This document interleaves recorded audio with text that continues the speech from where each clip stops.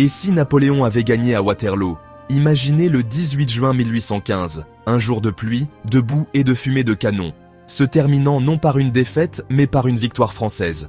Un ordre obéit, une attaque réussie, et le monde change. Le destin de l'Europe, et peut-être de la planète, suit la voie de l'aigle, et non du lion. Empruntons ce chemin alternatif de l'histoire. Sur un champ boueux de Belgique, les enjeux sont immenses. Napoléon, l'empereur autodidacte, affronte une coalition menée par Wellington et Blücher. Dans notre chronologie, ils l'ont arrêté. Mais ici, le destin hésite. Le sol sèche plus vite. Un message arrive à temps. Tout change. Les conséquences se répercutent à travers les siècles. Pas d'Angleterre victorienne telle que nous la connaissons, pas d'Allemagne unifiée sous Bismarck, pas de guerre mondiale. Au lieu de cela, une dynastie napoléonienne façonne l'Europe pendant 200 ans.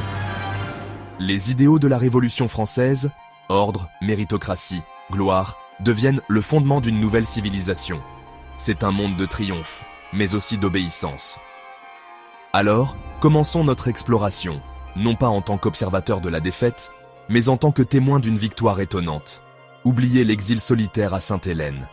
Imaginez l'empereur, la main dans le gilet, regardant ses ennemis s'effondrer devant la grande armée. Le soleil perse, le soleil d'Austerlitz, brillant sur un vainqueur à Waterloo. L'histoire de notre monde commence maintenant. Musique de transition de scène.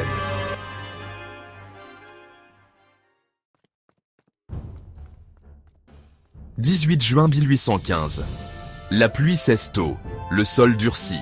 L'artillerie française se met en position. La bataille commence à 9h, pas à midi. Napoléon gagne de précieuses heures.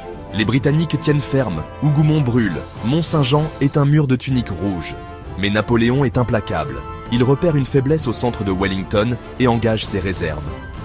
Le moment décisif, le maréchal Grouchy, cette fois, reçoit ses ordres et marche au son des fusils. Au lieu de Prussiens flanquant les Français, les 30 000 hommes de Grouchy renforcent Napoléon, écrasant l'avant-garde prussienne épuisée.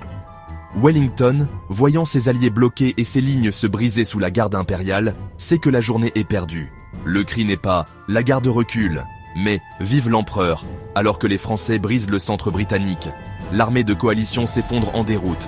Napoléon n'a pas seulement gagné, il a anéanti ses ennemis. Wellington est capturé. Blücher bat en retraite de l'autre côté du Rhin. La nouvelle de la victoire électrise Paris. L'opposition disparaît. Bruxelles tombe sans combat.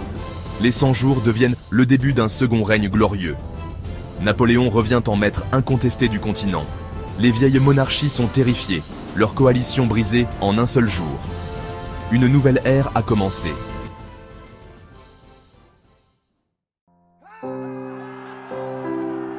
Ses ennemis écrasés, Napoléon offre la paix. À ces conditions, l'Autriche signe un traité. La Russie recule. La Prusse est démembrée. Ses terres absorbées dans une confédération germanique dirigée par la France. La Grande-Bretagne, vaincue, est isolée sur son île. La Royal Navy règne sur les mers, mais le continent est perdu. L'Empire français est plus fort que jamais. Napoléon se concentre sur la consolidation de sa dynastie. Son fils, Napoléon II, est élevé à Paris comme héritier du plus puissant empire du monde. Le Code Napoléon, une monnaie commune et le système métrique unifient l'Europe. De grands projets d'infrastructures, canaux, autoroutes, première ivoisie ferrée, lient l'Empire. Napoléon règne jusqu'aux années 1840, succédé par son fils, puis son petit-fils. La dynastie Bonaparte devient la nouvelle famille royale d'Europe, sa légitimité bâtie sur la gloire et l'ordre. Les idéaux révolutionnaires sont redéfinis, la liberté comme obéissance, l'égalité comme service, la fraternité comme unité sous l'empereur. Les guerres nationalistes sont évitées, il n'y a pas de guerre franco-prussienne. Pas de première guerre mondiale. L'Europe est unifiée, ordonnée et progressiste. Mais la dissidence est écrasée. Le rêve de Charlemagne est réalisé, avec un accent français. Paris devient le cœur de la civilisation, sa grandeur inégalée. Imaginez 2 siècles de projets napoléoniens et haussmanniens, de vastes boulevards, des statues colossales et la tour de l'aigle impériale, couronnée d'un aigle doré. L'architecture mélange la puissance néoclassique avec la technologie futuriste, le futurisme impérial. Les soldats défilent quotidiennement.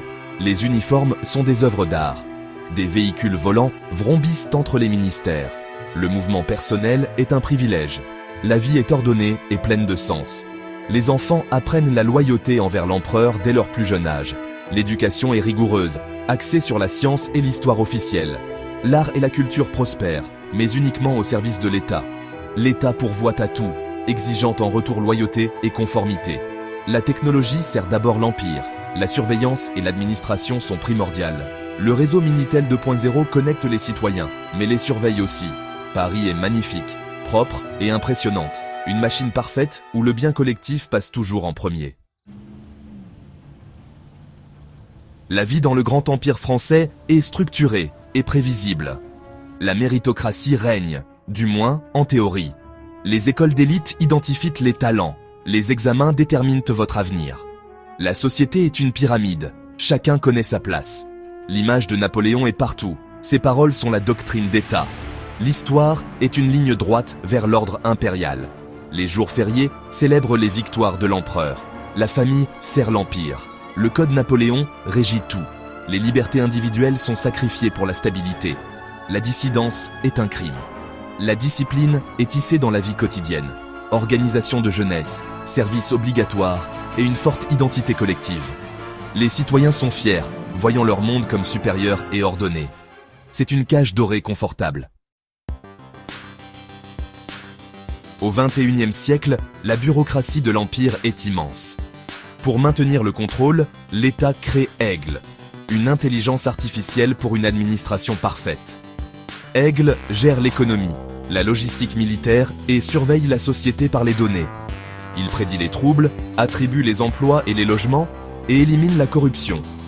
Le système est juste, mais rigide. La spontanéité et les choix non conventionnels sont rares. L'empereur reste le chef de file, mais certains murmurent qu'Aigle est le véritable souverain. L'Empire est désormais gouverné par la logique et la surveillance, un cerveau mécanique derrière le trône.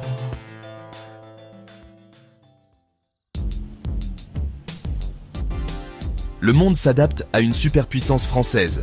La Grande-Bretagne, vaincue mais non conquise, devient un empire maritime, régnant sur les mers et ses colonies. Une guerre froide couve. Ordre napoléonien contre liberté britannique. Les États-Unis deviennent puissants, façonnés par l'opposition à l'Empire, et deviennent un refuge pour les libres penseurs. L'Amérique du Sud trace sa propre voie. La Chine se modernise rapidement, sous la pression des puissances françaises et britanniques. Trois grands blocs émergent, l'Empire français en Europe et en Afrique du Nord, l'Empire britannique en mer, et un empire chinois modernisé à l'Est. Les guerres mondiales sont évitées, mais l'espionnage, les conflits par procuration et une course aux armements définissent l'ère. Le monde est divisé, magnifique, méfiant et toujours sur le qui-vive.